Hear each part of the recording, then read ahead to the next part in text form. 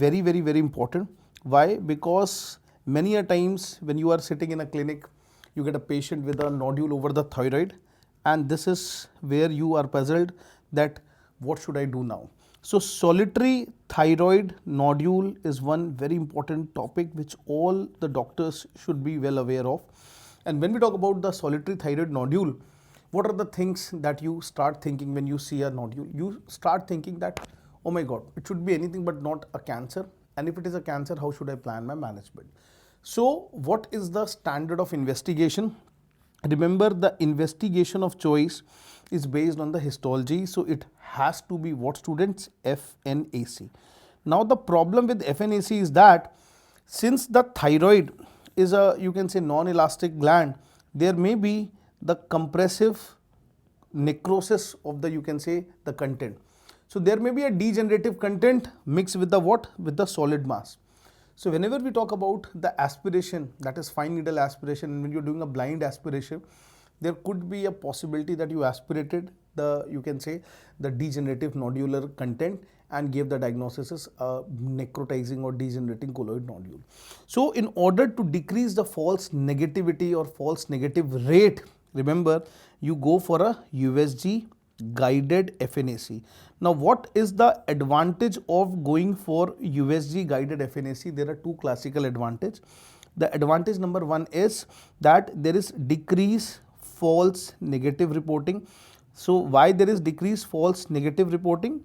Because students, it is very simple. It increases the and enhances the accuracy. The second very important reason is that USG, thyroid is a superficial gland. So USG is one of a very strong and a good modality for assessing the radiological features of the, you can say, nodule. So simultaneous radiological assessment. Now whenever we talk about a nodule, we are concerned about the incidence of cancer. So what are the radiological features which are suggestive of malignancy? So that is, let us understand suspicious features on radiology. Now try to understand what is the standard thing that we see in a day-to-day, you can say, scenario. Someone who is standing odd one. So odd one is always out. Remember, when we talk about a class of students and there are 40 students who are sitting and one cow is sitting, so cow is odd one out. Same way when we talk about the thyroid has a typical orientation, and what is that? It is more horizontal than the vertical, you can say, extent. So if in thyroid, if something is wider than tall, it is okay. But if it is taller than wide, that is again not following the normal contour of the gland. So remember, taller than wide. This is what is very important. So taller than wide is one single thing. Another is any nodule with increased internal vascularity. So if there is internal vascularity, that signifies neovascularization. This is what is again very important. The third is the borders. So the interface, if it is associated with what? Irregular margins. So irregular margins, internal vascularity, taller than wide. What are the other important things? If it is heterogeneous. So this is what is very important. These are certain important features that we see on radiology. Also students, microcalcification, this is again very important.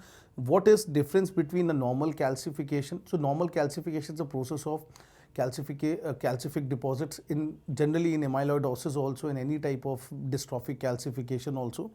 But microcalcification is less than 5 mm. So less than 5 mm, multiple calcium, or you can say millions of calcium spots, that is what is suggestive of malignancy. Now when you are talking about the FNAC, we have a lot of FNA grading.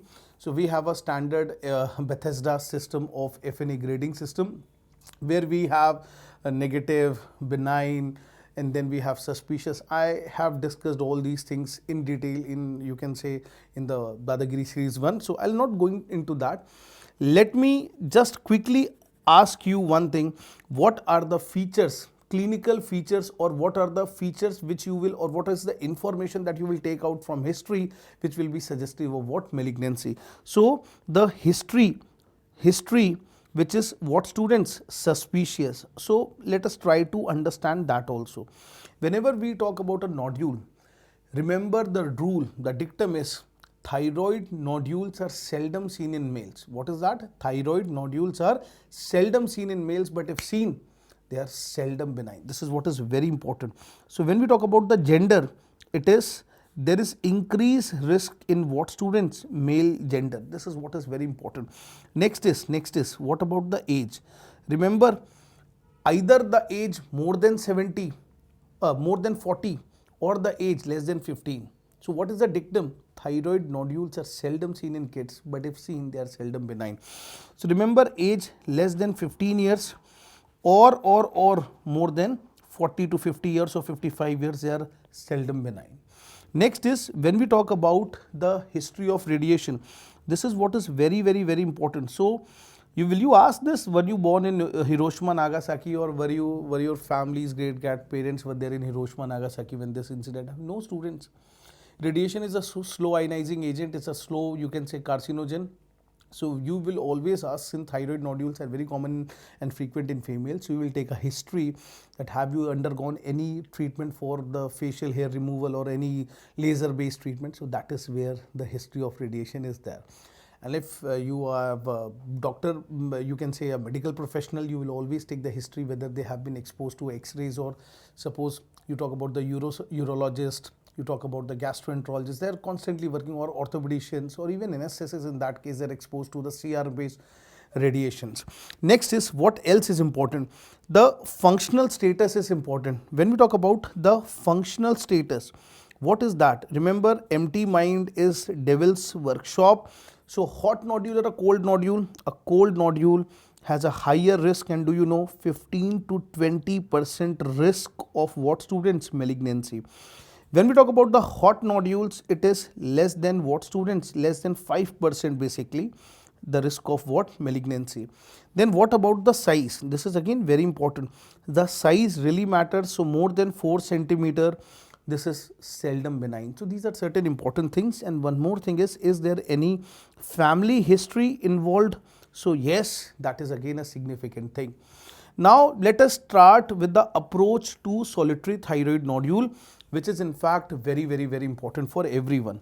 So whenever we have a patient of solitary thyroid nodule, or for an instance, whenever we have any problem in the thyroid, we always are interested to know the functional status of the gland, because that is again of paramount importance. So solitary thyroid nodule, the next thing is thyroid function. Now this is very important. You need to understand whether the gland is normal, whether it is hypofunctional or hyperfunctional. So that is why you will always check for the what students? TSH. So there could be a possibility that TSH is low, therefore you are dealing with what students? Hyperthyroidism. Majority of the cases it may be a goitrous nodule. So in that case it may be normal also, or it may be elevated. So now you are talking about a category where you have euthyroidic status or students hypothyroidic status. So these are very important. Now the problem is that, okay, I was anticipating that it may be a normally functional gland, or it may be hypothyroidism, so I can understand nodular goiter. But what about a nodule in the gland and the gland is hyperfunctional? So I want to know whether this gland is producing excess or this nodule is. And for that, I will take the help of what scan students? Thyroid scan. So you know the functional part will always have a need to take the iodine, because iodine is the raw material. So iodine will be accepted, or a scan will be taken up, and that is why you will have the concentration of that radioactive agent, and it will show you a hot spot or a hot nodule. So if it is a hot nodule, in that case, if it is a hot nodule, then that means you are dealing with a toxic adenoma, and therefore you need to go for a surgery. This is what is very simple. Suppose you did a thyroid scan and thyroid scan showed you a cold nodule. Students, now I am not worried about the thyroid status. Why? Because the gland is producing extra.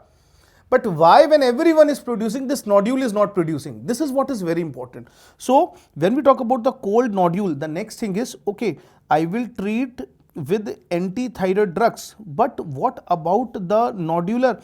Yes, you need a further evaluation of the nodule, and this is what is very, very, very important. So further evaluation of nodule, why you are not functional. So remember, you will take it to the same category where the nodule is belonging to euthyroidic status or hypothyroidic status. In either of them, the next thing is you want to know the consistency, and that is why you want to go for a USG neck. So when you go for a USG neck, the next thing that you need to understand is the size. Do you know the dictum is size less than equal to 1 centimeter is seldom malignant, and therefore you will go for what, students? Follow-up scans. So follow up with, you can say, 6 to 12 monthly USG neck, and we are not interested in doing anything. Remember, students, if the size is found to be more than 1 centimeter, now this is where the things are.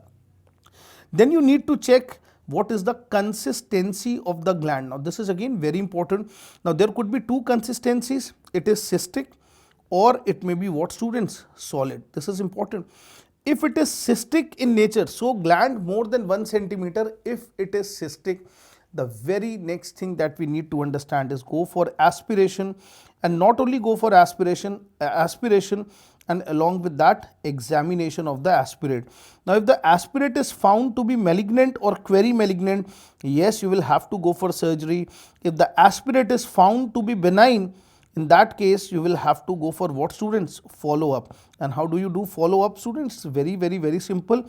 6 to 12 monthly USG neck, and this is what is simple. Now try to understand, if it is solid, so the size is more than 1 centimeter. If it is solid, then you will have to go for what? FNAC. Now this FNAC can tell you that it is what? Benign. So FNAC telling you it is a benign, in that case you need to understand that I will go for what? 6 to 12 monthly USG follow up, and this is what is very important. Now on FNAC, if it is found to be malignant, or it is found to be query malignant, follicular neoplasm, so preoperative differentiation between adenoma and carcinoma is not there. So if it is malignant, query malignant, or students, if it is atypia of unknown significance, AUS or FLUS, follicular lesion of unknown significance, if these are the things that you have, you will have to take a call for what, students? You will have to take a call for surgery. This is what is how we approach a solitary thyroid nodule. And remember, this approach